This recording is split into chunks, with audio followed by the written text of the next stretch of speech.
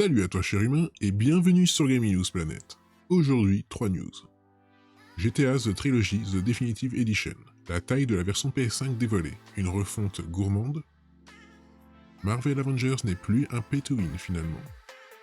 Et enfin Elden Ring, les développeurs donnent enfin rendez-vous pour une première séquence de gameplay.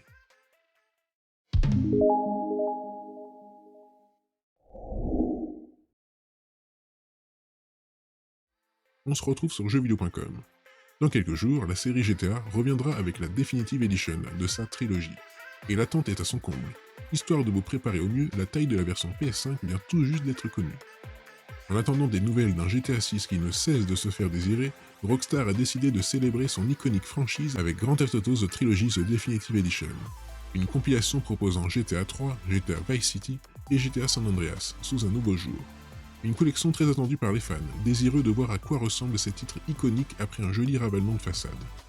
On doit donc l'information du jour au compte bien connu PlayStation Game Size, dont le job est justement de révéler avant l'heure la taille des jeux PlayStation en scrutant les mises à jour du PlayStation Store.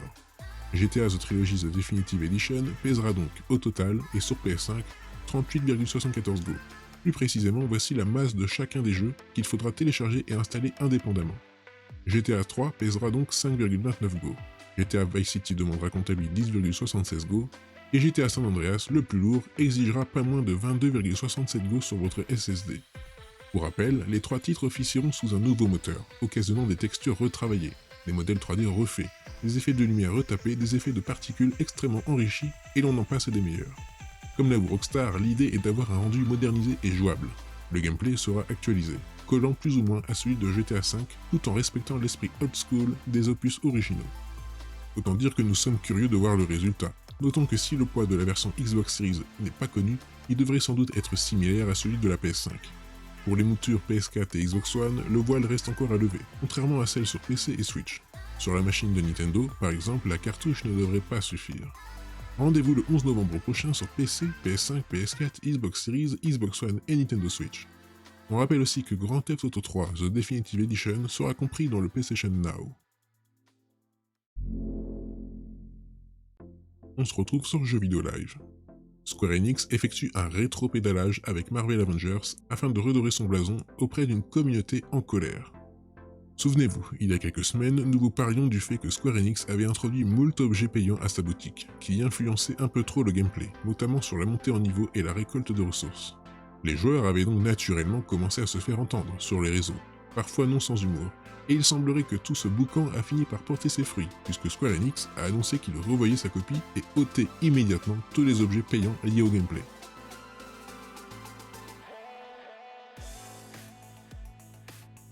Pour les non-anglophones, Square Enix s'excuse auprès de sa communauté pour avoir introduit différents boosters payants ne pensant pas transformer son jeu en pay-to-win.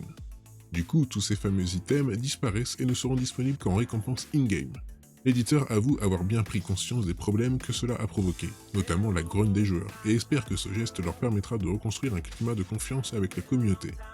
Si vous pardonnez le petit coup de mou de Square Enix et que vous voulez tester le soft, sachez que Marvel Avengers est disponible sur PS5, Xbox Series et PC, ainsi que sur PS4 et Xbox One.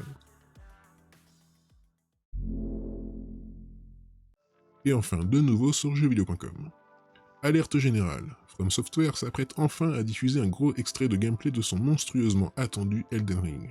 La date et l'heure de diffusion viennent d'être dévoilées, et c'est pour très bientôt. Fort d'un CV plus que respectable, From Software peut aujourd'hui se targuer d'être l'un des studios les plus cotés de la sphère vidéoludique. Il faut dire qu'avoir pondu Demon's Souls, les Dark Souls, Bloodborne ou encore Sekiro en une décennie est assez prestigieux, d'où les attentes monumentales portant sur Elden Ring. Bonne nouvelle, du gameplay de ce dernier va être communiqué aujourd'hui, et cette fois-ci de manière officielle. Après plusieurs trailers forts alléchants, le studio japonais semble enfin décider à passer à la vitesse supérieure.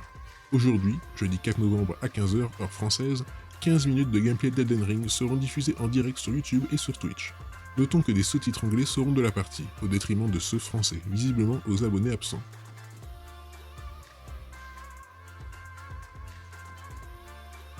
Qu'importe, il s'agit enfin, pour la première fois, de plonger corps et âme dans le monde très ambitieux de la firme Nippon à travers un quart d'heure immersif. Pour rappel, l'univers a été réalisé main dans la main avec George R.R. Martin, l'illustre auteur de Game of Thrones. Voilà qui devrait donner un cachet tout particulier à ce jeu d'action-aventure prometteur. dont la preview de jeuxvideo.com est d'ailleurs disponible à cette adresse. Initialement prévu en janvier, Elden Ring a tout récemment été repoussé d'un mois, avec une sortie finalement fixée au 25 février 2022 sur PC, PS5, PS4, Xbox Series et Xbox One. L'un des futurs gros événements de l'année prochaine, à n'en pas douter. Et voilà, c'est la fin de cette vidéo, j'espère qu'elle vous aura plu. Si c'est le cas, n'oublie pas de mettre un like, de t'abonner, d'activer la petite cloche et de me suivre sur Twitter. Et moi je te dis à la prochaine, cher humain.